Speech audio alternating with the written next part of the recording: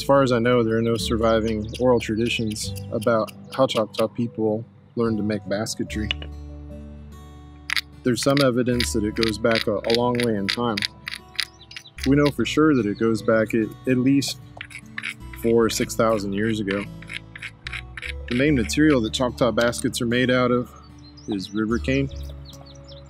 It's Olski in the Choctaw language. It's the giant cane, the big cane.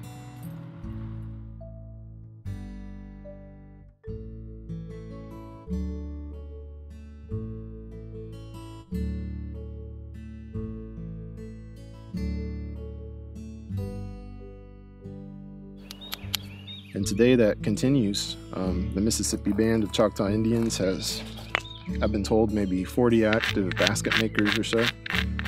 And there are several people in Choctaw Nation of Oklahoma that make them. There's also one person with the Gina Band who makes Choctaw baskets. Her name is Rose, and she's a student of Tom Colvin. He grew up in South Louisiana and learned the art of Choctaw basketry from some of the elders there, and today he's working to pass it on to Choctaw people.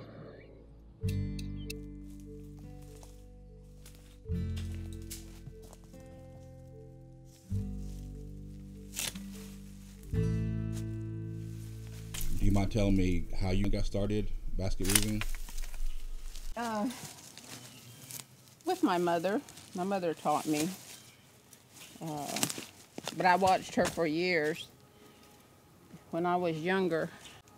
As I got older, started learning from her. But I learned that I had been watching my mother and my aunt, and I heard them talking about certain things. So when I started weaving, then I could get a feel for why they were working things a certain way or doing things a certain way.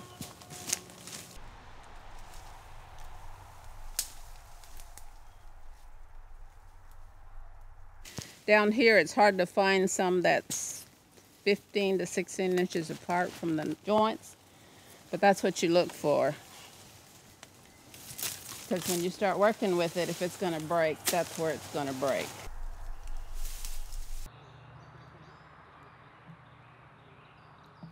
You see the kind of film that's on there? Because if I'm going to say it'll fool you, you think this would be a good one because the papering's gone off of it, but it's still got that white, chalky looking. I wouldn't cut this. I wouldn't use it for this one. Don't have a whole lot of that on there. They have to be completely off and clear. You can see where this one is pretty recent. It's not all one color. Okay, you don't want those. You want those that are more mature. You wouldn't cut that. And you can even tell the joints are not that, I mean, they're too close together. You want something with the joints a little longer.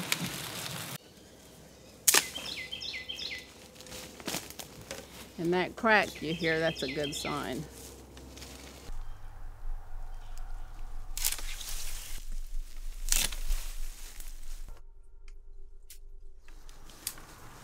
And I usually try to get them about this tall rather than the shorter ones, but I'm just picking some today.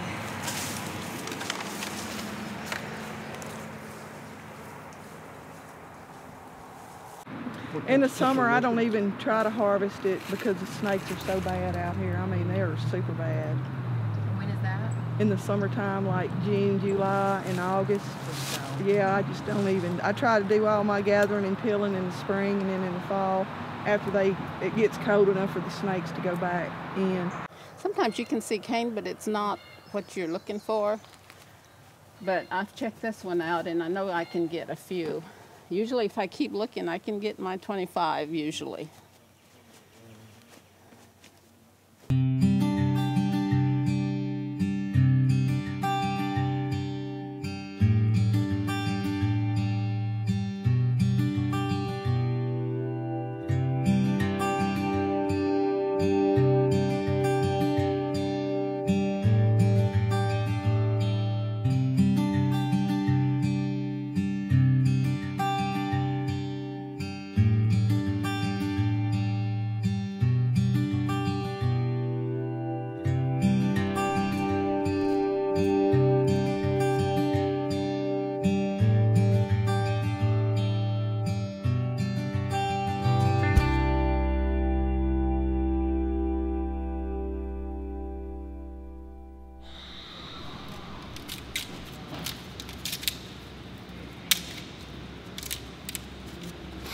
Let's see if this will split.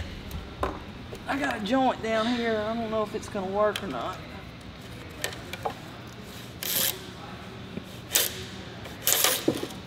Oh yeah, that'll work.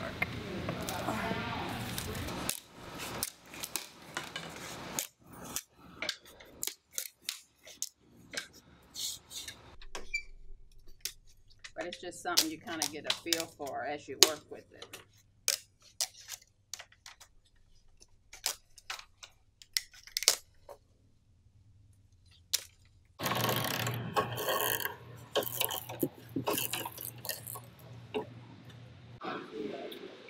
And your knife don't really have to be razor sharp either. It's better really actually if it's a little kind of on the dull side. And it's all about feeling with your fingers. People ask all the time, that's one of the questions I get when I demonstrate is, how come you can't wear gloves? You can't for one reason, the cane will cut it and it'll catch on it and break. So you have to use your fingers. And the other reason is to feel with, because this is a really, a hands-on craft is you feel the thickness. And you can tell when you're feeling the thickness how much to pull this way or pull this away. I can feel how that feels. Yeah. That's what you get. Till it stops peeling. If you have some thick spots, this is the inside of it now. You shave it down. Wow. Like that. And the knife will tell you, you can feel it with the knife itself, how much pressure to apply. And you hold your knife blade straight up and down. Don't hold it at an angle like that because it will cut the cane again.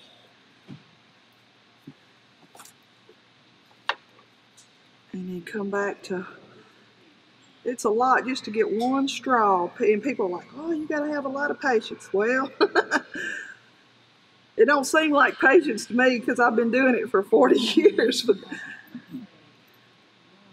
And now it's, you can do rims, you can do corners. And when it dries out, it's best to weave baskets when the cane is at least 2 or 3 days dry because it's going to shrink. Anything green will shrink. So if you use the green cane, like if I went to weaving right now, the basket would have big gaps and stuff in it. You go ahead and let it shrink first.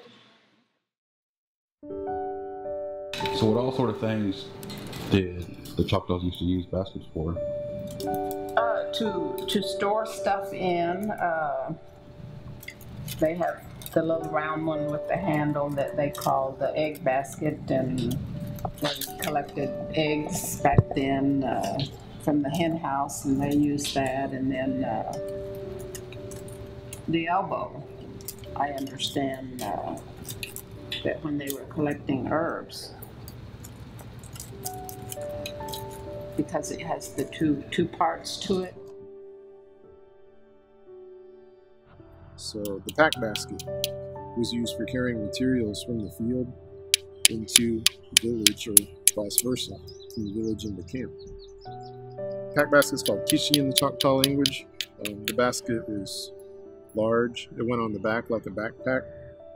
So this is an elbow basket. And they would have put different kind of herbs or plants or whatever they found or whatever they were looking for. They would collect them and put them in there and the handle just to make it easy. And they kept it separate and so forth. The next type of basket the Choctaw people made was called isht yoha. That was a sifter basket. It had a wide weave on the bottom of it that allowed things to pass through it. The sifter itself is probably about that big and compared to the ones that we make today. Mm-hmm.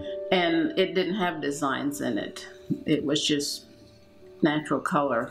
But now we've kind of gotten into putting designs in. Because back then it was for a purpose, right? It was for a purpose, yes.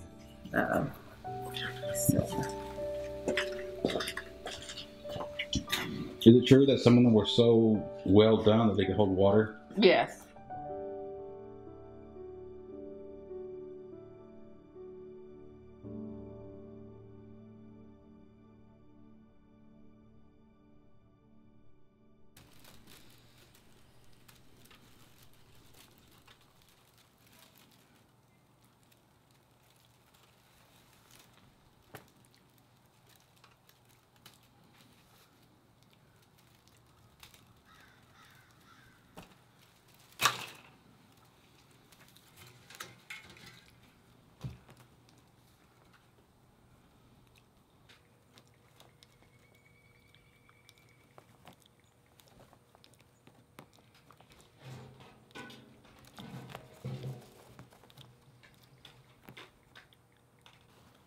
You put down, and we got in this, the next one, then this, then this, then this. Now I see the pattern started coming out.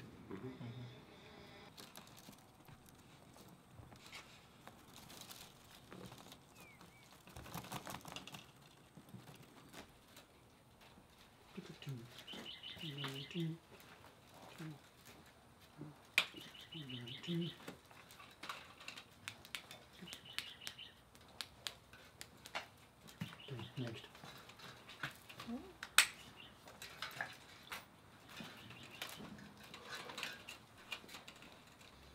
So pick up this one and then pick up these two. And when you start weaving, you're weaving the 4 count. So the first one was under 4 and over 4 and under 4 and over 4. And so you kind of continue the 4 count process. You just keep weaving it until you get your little square right there, counting by 4s until you get to this point.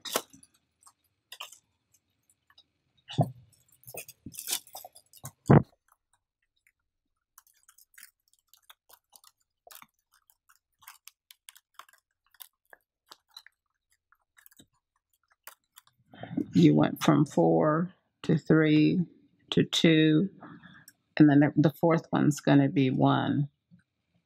And these will continue stair-stepping. When you do the 4th one, then you change. If you're going to change colors, then you change colors, and you do the exact same thing on the opposite side. Let me show you on this. See where we are right now. Mm-hmm. This is 4 3 2, 4 3 2, and the next one's going to be 1. And then you're going to change your colors if that's what you wish to do. I've seen my mother just make this whole a solid natural color, and then put the colors up here. So it basically is going to be work the same way. If your pattern starts to get out, like if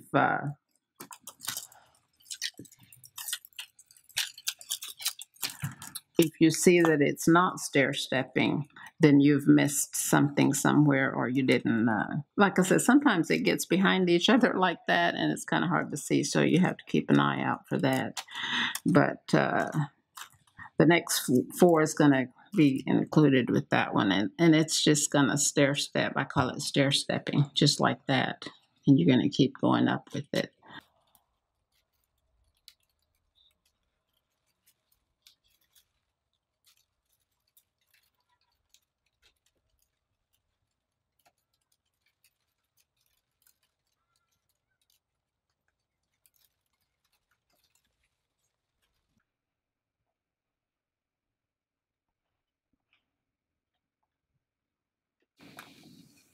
As I'm folding over or bending over, 1 from each of the groupings. See those? And that's what I'm wrapping.